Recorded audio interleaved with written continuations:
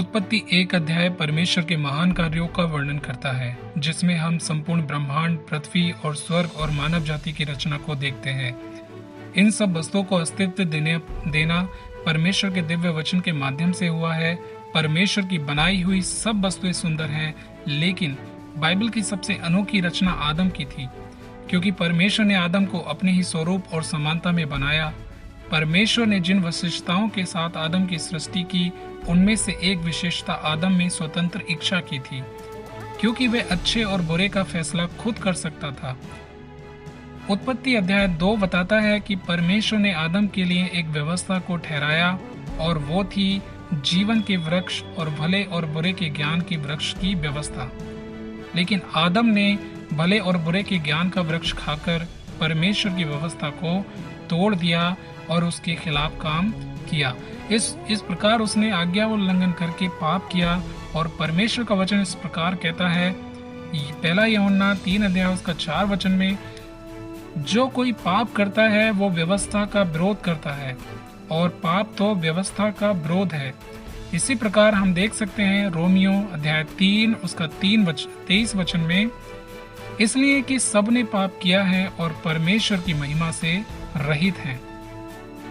Bible का Elohim दया का धनी और अनुग्रहकारी है, इसलिए मनुष्य के छुटकारे की योजना को परमेश्वर ने रिवील किया, ताकि मनुष्य के पापों को सदा के लिए मिटा करके आदम जाति को बहाल किया जा सके और मनुष्य और परमेश्वर के संबंध को रिस्टोर किया जा सके। आप सभी उत्पत्ति अध्याय 3 में परमेश्वर द्वारा दी गई भविष्यवाणियों से तो परिचित होंगे, जिसमें एलोहीम ने स्त्री के वंश अर्थात मसीह के आने की बात कही। लेकिन आपको ये नहीं पता होगा कि इसके अलावा भी परमेश्वर ने अपने सुसमाचार को छिपा के रखा, जो कि आदम की वंशावली में पाया जाता है। इस वंशावली को हम उत्पत्ति 5 अध्याय में देख सकते हैं। जिस प्रकार शेम की वंशावली में शेम से अब्राहम तक 10 पीढ़ियों को सूचीबद्ध किया गया है, ठीक वैसे ही आदम से लेकर नूह तक 10 पीढ़ियों को देखा जा सकता है। जब तक आप आदम की वंशावली के नामों को अर्थ नहीं निकालेंगे, तब तक आपको यह संदेश नहीं मिलेगा। तो चलिए इन नामों के अर्थों को पता करते हैं।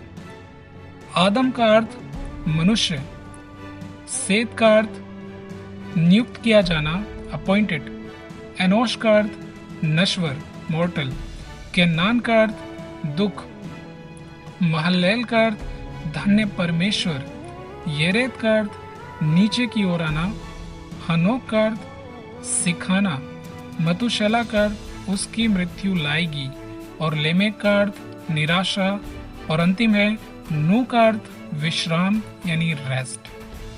अब जब इन नामों को हम क्रम में लगाते हैं तो हमें जो संदेश मिलता है वो ये है, मैन इज अपॉइंटेड मॉर्टल सोरो, what the blessed God shall come down, teaching that his that shall bring the despairing rest।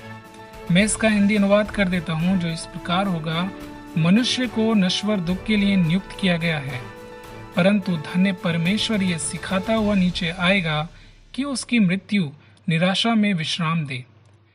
क्या लिखा है? उसकी मृत्यु निराशा में विश्राम दे। ये तब हुआ जब आज से 2000 वर्ष पहले इज़राइल का परमेश्वर मनुष्य देह में प्रकट हुआ और हमारे लिए अपने लहू को बहाया और उसके लोगों को अनंत छुटकारा दिया।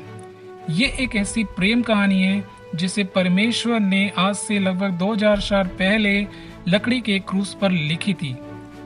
इसलिए ये प्रदर्शित करता है कि उत्पत्ति की पुस्तक के शुरुआती अध्यायों में परमेश्वर ने मानव जाति के लिए पहले से ही उनके छुटकारे की योजना बना रखी थी। उसने अपने दिव्य प्रेम को पहले से ही प्रकट किया। इसलिए अब्राहम, इसहाक और इस्राएल का परमेश्वर भूतकाल, वर्तमान काल और भविष्य काल का भी परमेश्वर है, और उसका वचन उसके दिव्य योजना का एक साकार रूप है। परमेश्वर का वचन सत्य है, सटीक है। हम देख सकते हैं 2 तीमुथियुस अध्याय 3 उसका 16 वचन में लिखा है, हर एक पवित्र शास्त्र परमेश्वर की प्रेरणा से रचा गया है और उपदेश और समझाने और सुधारने और धर्म की शिक्षा के लिए लाभदायक है। इसलिए बाइबल कोई साधारण पुस्तक नहीं है, बल्कि ये हमारे एलोहीम के दिव्य प्रेम का एक संदेश भी है। इसमें लिखी गई बातें और भविष्यवाणियां सच्ची हैं। उम्मीद करता हूँ ये वीडियो आपको पसंद आया होगा। अब सबसे रिक्वेस्ट है कि हमारे चैनल को सब्सक्राइब करें और वीडियो को शेयर करें ताकि लोग परमेश्वर के प्रेम की योजना को जान सकें। शलोम।